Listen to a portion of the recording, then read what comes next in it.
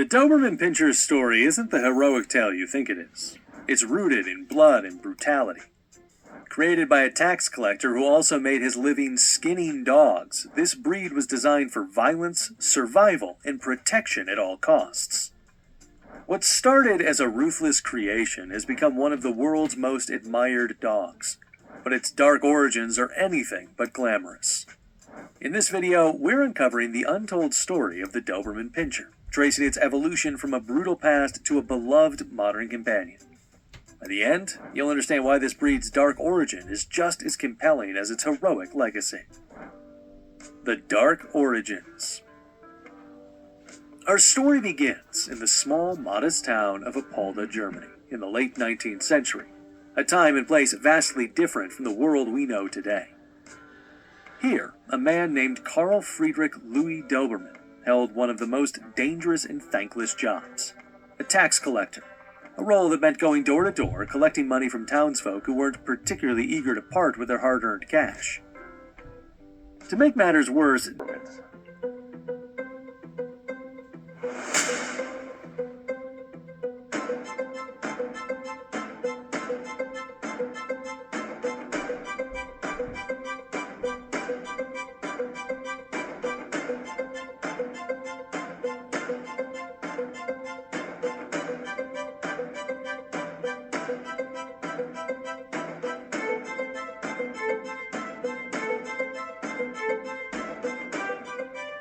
we're going to talk about their physical and their health differences, the differences in behaviors between the two dogs, which I find super interesting because these dogs do react different to different situations. And we're also going to talk about the advantages each one has over the other in a family environment. And knowing these differences should help make it a little bit clearer to you which dog you should pick for your specific situation.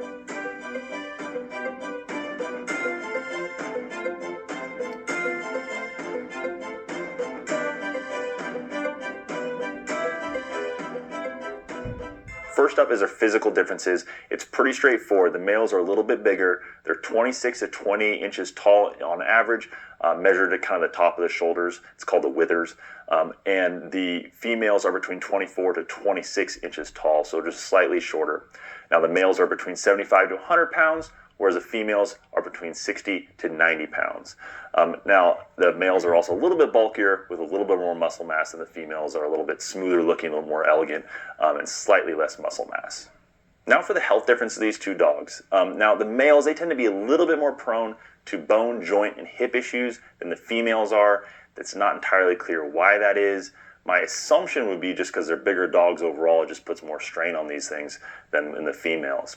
Other than that, there was also a study back in 2000. It was published in the Journal of the American Veterinary Medical Association, and it showed that male Dobermans are a little bit more likely to develop DCM, or dilated cardiomyopathy, at some point in their life. And if you haven't heard of DCM, it's a genetic issue that has plagued the Doberman breed for a while now, and it's a chronic thing that almost always takes the life of the dog. It's a heart problem.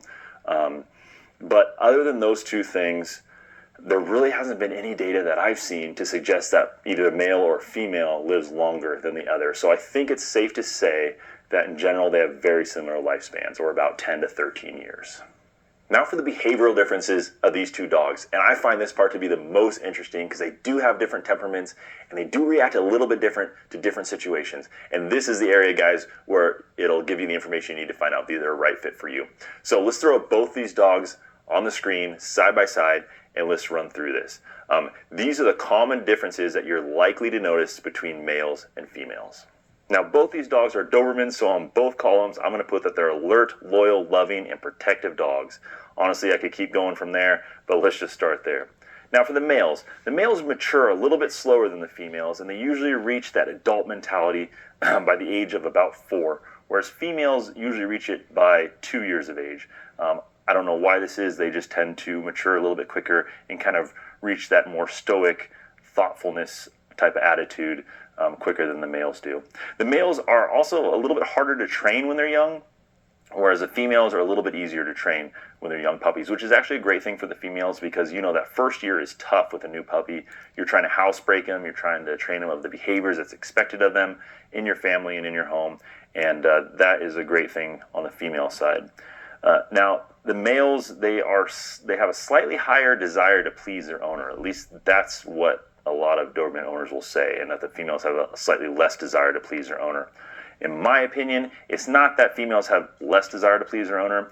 It's just that males, they're more goofy and fun-loving, and you tell them to do something, they'll run off and do it, and they'll come back ready to play. You tell a female Doberman to do something, they'll run it through their own filter, they'll decide if there's an easier way to go do it, and if there's an easier way, they'll go out and do that and come back. Now, other than that, the males, they also tend to be more social with new animals and people than the females are. And they also are a little bit less suspicious of strangers than the females are. Females have a little bit more suspicion of people they don't know, which can actually be a great thing if you want your dog to kind of be protective of your family when they're in a situation where there might be strangers around. Now the males, they're also a little bit more demanding of attention than the females are. Females are a little bit less demanding, but I mean, they both love attention. They're both Dobermans. It's just the females tend to be a little bit less in your face about getting that attention.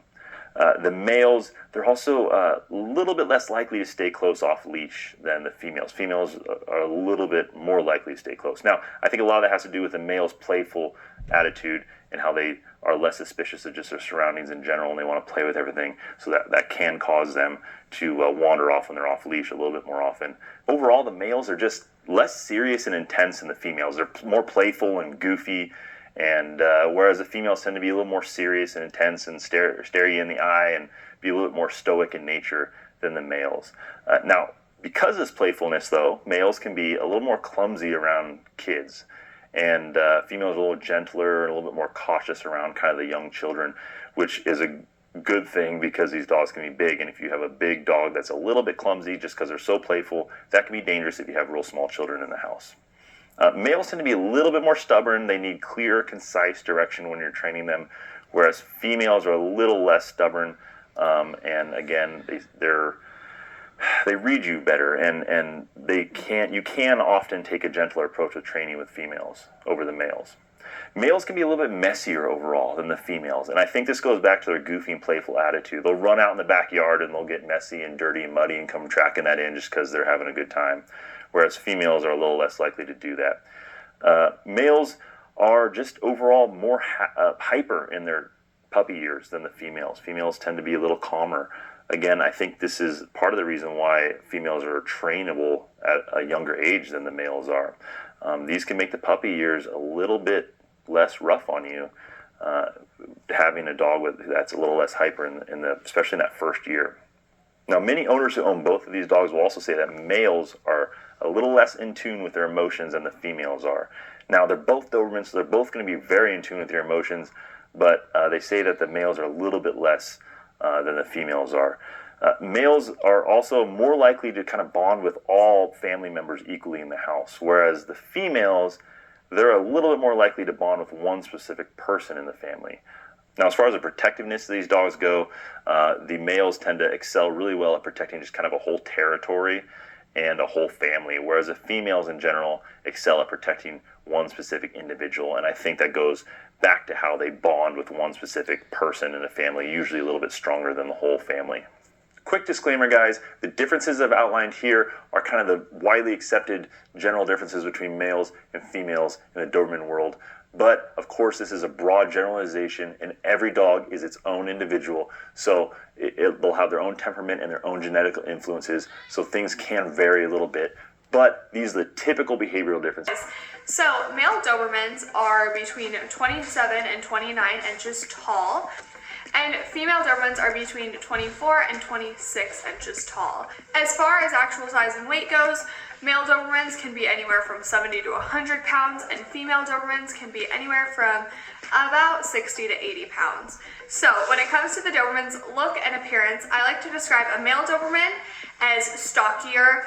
They look just thicker and more like they lift weights, per se, if they were working out. They are my definition of a hunk in a dog. And then for female Dobermans, which is what Jazzy is here, oh, So for female Dobermans, they are very agile. They have a little bit more of that stoic look. They look like they could effortlessly hop over a fence, and they just are very elegant and stoic and thin, but athletic and sleek. So as far as behavior goes, how I'm going to preface this video is males are pretty goofy and all over the place, and they don't take life too serious, but they're very territorial. And females are very serious. They're into their people, they're very attentive, and they are very serious and very caught off guard when it comes to strangers. They're very standoffish. So, as far as how this applies to real life situations, when you have a male Doberman, they might be a good family dog for the fact that they get along with everyone in the family versus a female Doberman who is definitely going to pick their person and then just be along for the ride with that one person and be more protective of that one person.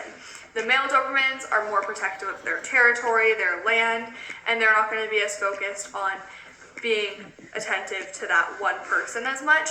Females are definitely more in tune with someone's emotions and how they're feeling and are more sensitive to that, where males are more happy-go-lucky. When it came to my decision on if I wanted a male or female Doberman, I called Jazzy's breeder and I was like, hey, this is pretty much what I'm thinking. Jazzy is pretty high anxiety, but that is because of her past. She didn't have the best upbringing on the show circuit. She had a pretty awful handler, but that's a whole other story for another day, and I did not have her at the time. And her breeder is fantastic, by the way. So as far as calling him, I was like, hey, I'm thinking about getting a Doberman. What is your opinion? And he was like, since you're a dog trainer and you're bringing in a bunch of different dogs for board and trains, a female is a little bit more intense and standoffish when it comes to new dogs sometimes, but they're a lot more trainable. So they're a lot more trainable to be coexisting with other dogs and to be attentive to what you need versus meeting the new dogs and deciding if they like them or not. Male Dobermans, he said he won't even give a male Doberman to a household that already has another male dog in it. It doesn't matter if the other male dog is submissive or isn't intact and has been neutered. It just is not something that he's willing to do because it's very common for male Dobermans to start having issues with other males. So with that being said, it sounded like I was getting a female, but I wasn't 100% sold on wanting a female Doberman. So I kept doing my research, and some of the things that I found are that female Dobermans are a lot calmer when they're younger. Dobermans are always going to be very high energy and need a lot of exercise. In order to properly own a Doberman, especially how I am with Jazzy because she's higher anxiety, I have to take her on a bike ride every morning. She goes on a walk every single day with her backpack on, so she feels like she has a job. She is just constantly working. We're doing training all throughout the day to keep her mind busy and at bay. And as far as how many miles we do a day, I go 12 miles with Jazzy every single day. So with a Doberman that has prior behavioral, I have to fulfill them a lot more. An actual Doberman, whether it's a boy or a girl, is going to need hours of structured exercise every single day. As far as trainability, males are more in the realm of wanting to please their owners, where females are more in the realm of wanting to do a job. So as far as when you go to train a male Doberman, you can use a lot of play-based training because they want to please, they have fun with everything, they want to work, where females can be a little bit more stubborn because they're more analytical. So they're thinking through what you're asking them to do. So females usually pick stuff up quicker and retain it a lot more, but males are always just willing to work and wanting to go and do something. And if you really bring out how much they love to play and use it to your advantage, you can train them a lot. But females are definitely picking that up, retaining it a little bit quicker because they're more analytical. But it is also known that at the beginning phase, it is also commonly known health-wise that males tend to have some more hip issues, they're a little bit more prone to heart issues, and females are not as prone to that. There isn't a real reason why. I was looking around the internet trying to figure out why is procedures like credit to him. But depending where you live in the world, this is a very controversial topic. So in today's video, I think it's important we meet that controversy head on and we have a good old-fashioned pros and cons argument between those who are for tail docking of Dobermans and those who are against it.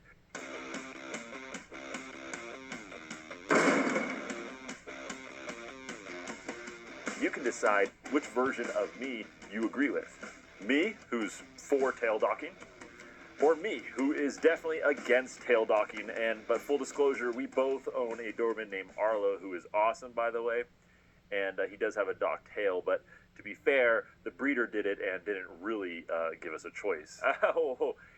Maybe you didn't have the choice in the end about getting the tail docked, but I don't recall you asking the breeder not to dock the tail either there, buddy.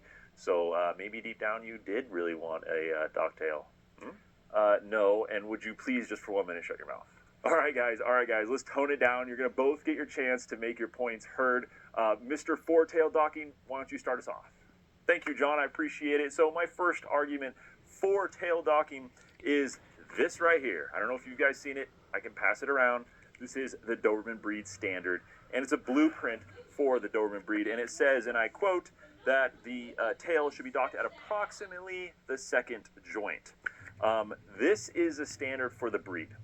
And why does that matter? It matters a lot because people put a lot of work into that breed standard. Professionals from all different areas come together. It's a well thought out document. They know the implications of what they add to that document. They don't just throw in things for no reason. They want to keep the Doberman in the image of the original Dobermans that Carl Frederick Lewis Doberman created in the beginning. They don't want to deviate from that. If they deviate from that, they feel like they're not paying homage to the Doberman breed. And if your dog falls outside the breed standard, it's not a standard Doberman. And do you really have a Doberman if they're not as outlined in the breed standard? I would argue maybe not. Now, the next reason is for protection reasons. Now, guys, this dog, you know this. This dog is originally bred for the purposes of personally protecting humans. They're a working dog. Man created this dog. So if you take away their ability to perform their main intended function from the very beginning to the best of their ability, aren't you kind of taking away the essence of what the breed is in the first place?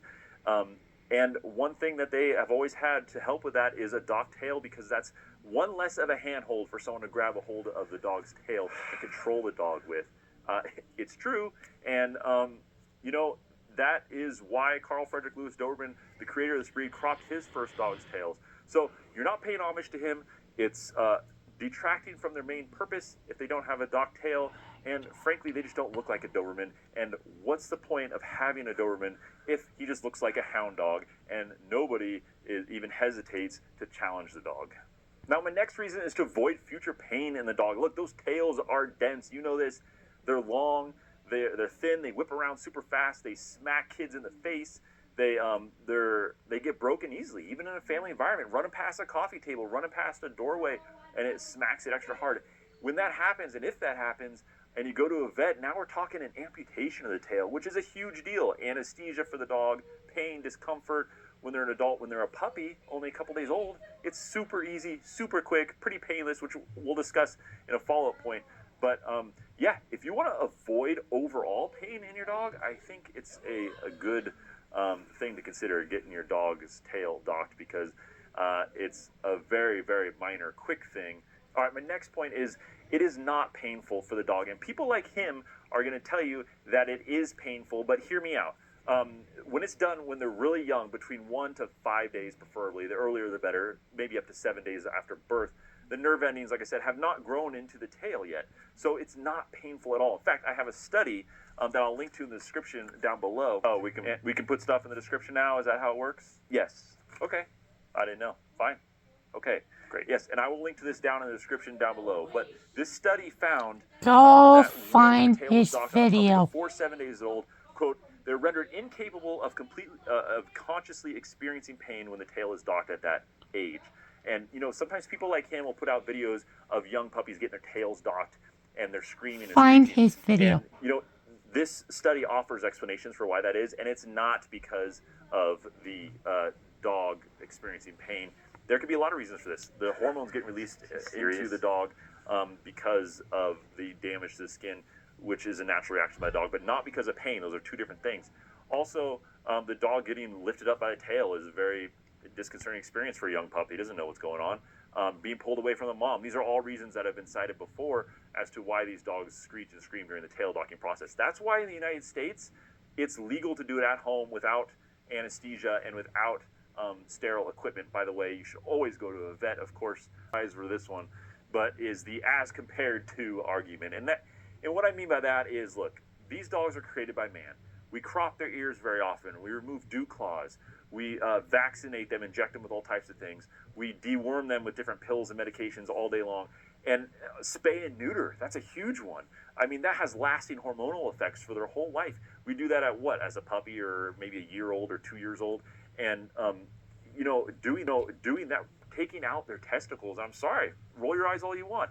But that is a big deal. Much more bigger deal and more invasive and more consequential than just simply removing the tail before the nerve endings are even there when they're a couple days old. So let's put this in perspective. Just because you want to be an irresponsible dog owner and let your dog run a dog's tail, like he basically admitted, it's painful for an adult dog, but it's equally painful for a newborn puppy. How can it not be? First of all, we're cutting through skin, muscle, and cartilage. That's going to be painful no matter what.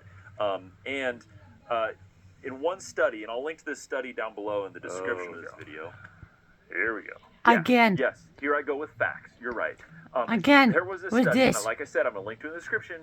And this study, Again. they meticulously recorded the behaviors of 50 different newborn puppies at the time that their tails were cut off.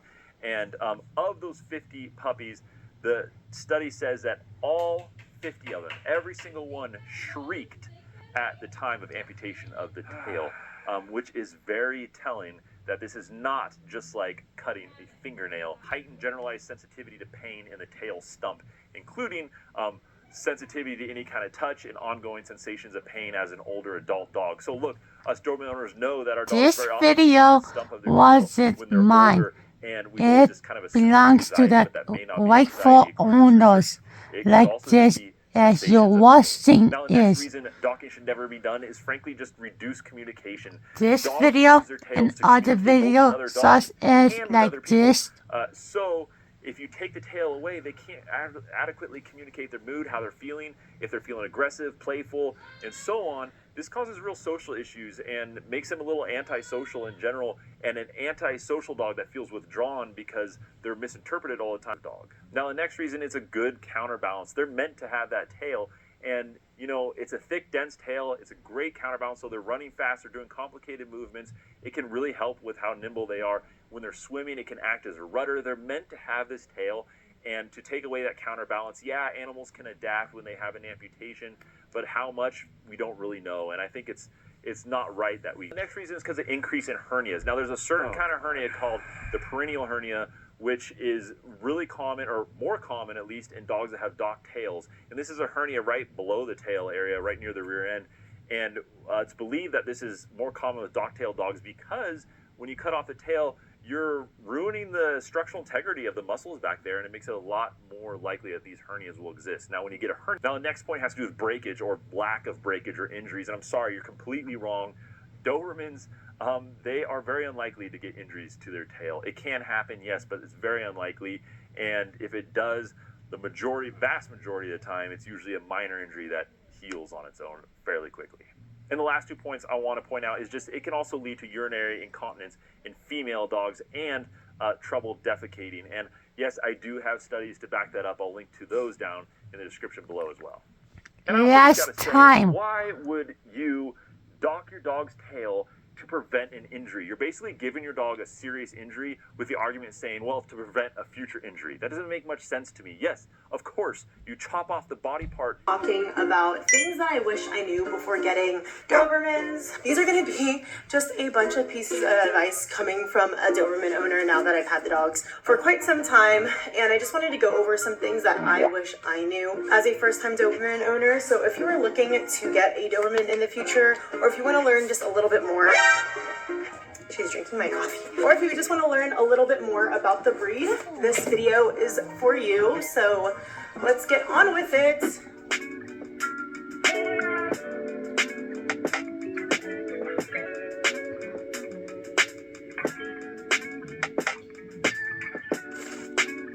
So I'm actually going to be expanding on some of the points that I already made in two of my recent Instagram posts. I made like a carousel photo thing of just a bunch of different tips and stuff. So I just wanted to expand on those topics in general because there's only so much I can explain on Instagram. We're going to be reviewing every single one of those like tips that I gave on like the little carousel, and I'll be going into a little bit more depth about each one. I currently can't breathe because I'm getting body slammed by an 84-pound Doberman. This might not be in any particular order. Dobermans are prone to separation anxiety. I've never had to deal with separation anxiety with these two, but I do know that it is a very common thing, especially with these dogs, just because they're just so, look at Katana. They're just so attached and like Velcro-esque. Obviously, some dogs are more Velcro-y than others, but I feel like Dobermans in general, and a lot of Doberman owners can agree with me that Dobies are literally Velcro dogs. This is a great thing for most. I feel like some people really like it, but others it might be kind of annoying, especially since you literally have zero personal space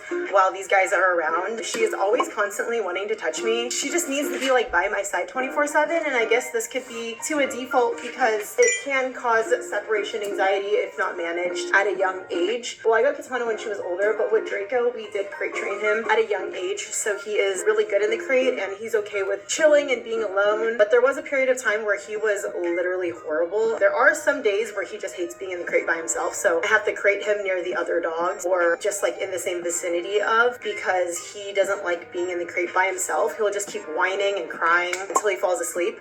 But Katana here loves her crate. I mean, all dogs are different, you know, so I may be saying all these facts and tips and everything, and your Dobie might not even, like none of this may even apply, but I'm just speaking from my personal experience. But yeah, it is a well-known thing that Dobermans are prone to separation anxiety. However, if you manage it at a young age and teach them crate training and boundaries, then that wouldn't be something that you would honestly deal with in the long run. But my dogs are pretty calm and tame now. So I wanted to touch on this topic for a while now. So the next one is, I made this little slide about Dobermans may look cool and trendy, but you do have to ask yourself if you have the time, space, and money to even take care of one. I feel like with social media, it happens with all different types of dogs and pets, not just Dobermans or anything, but they're beautiful dogs. They're very aesthetically pleasing, as a lot of people may say. So it wouldn't be uncommon for someone to get one based off of their looks. Look at her. She's a beautiful girl. They're just beautiful, gorgeous, elegant looking dogs. No other dogs look like these guys, you know? And so I feel like a lot of people do want them because they see photos online of them looking like scary or intimidating, or they want scary dog privilege or whatever. And to be honest with you, I do create content around that sometimes, but I really do hope that it doesn't encourage people to just go out there to just purchase one, because there is a lot more to them than just like their pretty looks. At the end of the day, they are working dogs and they do need an outlet. This next post could be a little bit controversial, but I do explain myself. So Dobermans are not the first choice for bite sports, and they're honestly considered an off-breed in the bite sport world just because...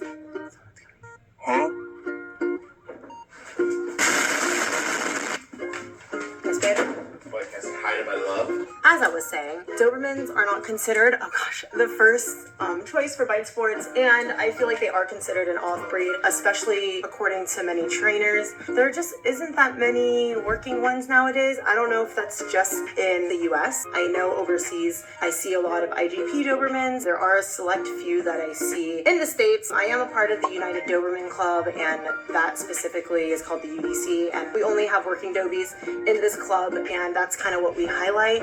However, it is more rare compared to other breeds such as a Malinois or even a German Shepherd or Dutch Shepherd. So yeah, Dobies aren't the first choice for bite sports, and that's due to just the breed being more watered down, and also there's not that many breeders that breed specifically working Dobermans. They breed a lot of pet Dobies or show line Dobermans. I feel like this is a very controversial topic. Personally, this is what I believe, and if you do want a working Doberman, then you aren't going to find one on Craigslist. You are going to have to do your research about a breeder, and you want to look at pedigree and their parents and stuff and the workability of the parents. There's just so many other factors that come into place before just purchasing a Doberman, especially if you want one to do personal protection with or bite sports, Dobermans. And yes, Dobermans were actually the only are actually the only dog breed bred for personal protection. I do agree with that. Like his hackles will go up and he'll start growling. Intact male dogs is just not his thing, and that's just something to consider. It is a little bit difficult managing two intact males together. I know once they reach a certain age, they just end up hating all different male dogs. However, that kind of happened with Draco. Like he was fine up until he got to the age of like 2-ish. He just was not having it, and I know that's common amongst other dog breeds as well, but it is something to consider, especially with the Doberman. I know a couple people that do manage having two intact male Dobermans together, and they say their dogs are fine. So I think it just varies male to male. Draco definitely has a more dominant personality, so I already know for the future if I do end up getting another dog, that's why Beretta isn't a boy, because I knew Draco was not going to get along with another dominant male in the house, and I didn't want to risk that and put more stress upon him. So it is something to consider, especially if you're looking to always add in another dog to the house. If I had it my choice and Draco was good with other boys, then Beretta would have been a boy instead of a girl. So that's just some things to consider. I mentioned breed bans in some countries, or like breed restrictions. Amongst a lot of other breeds, Dobermans are unfortunately on that list, and it is just discrimination within the breeds, but it is something to think about, especially if you, one, do not own a home, two, if you're looking for a house to rent or an apartment. I know a lot of apartments, especially in my area, don't allow Dobermans just because they're on that restricted breed list, which honestly isn't fair. But at the end of the day, I do realize that these are strong and powerful dogs, and they can do some damage, obviously, but that's not to say with any other dog breed as well. A majority of the videos that I see online of a dog off leash attacking another dog, it's usually a lab or a golden, which is very interesting to me for some reason. Unfortunately, these guys are on the breed restriction list, so it is something to think about. I personally wouldn't recommend this breed if you are moving a lot and renting an apartment or renting a home. Home insurance companies, it is higher if you have a Doberman or a dog on that list, so it is something to think about. Personally, we do own both of our homes, so it's not something that is like a make it or break it for me. I do not own this video. I definitely do not own this video. Just going to be straight up with you, Dobermans are not a healthy breed. They do suffer from a lot of genetic disorders Credit and of to course this heart disorder, girl dilated cardiomyopathy, which who they was haven't caused talking that yet. I about talk about Dobermans. DCM a lot, especially whenever I talk about the Dobermans, because that is honestly one of the hard truths about owning a Doberman is dealing with dilated cardiomyopathy, because around 58% of Dobermans do develop DCM, and that is how a vast majority of them end up passing away prematurely, and we're not really sure why that happens. There are a couple theories out there, but I'm not going to go too in depth with the theories of why DCM starts, or if it's nutrition induced or genetically induced. There's not enough answers out there to why it happens to them. If you guys didn't know, DCM is known as the silent killer in Dobermans. It is a very expensive condition to treat, and there is no cure, so there's only maintenance, and maintenance is very expensive.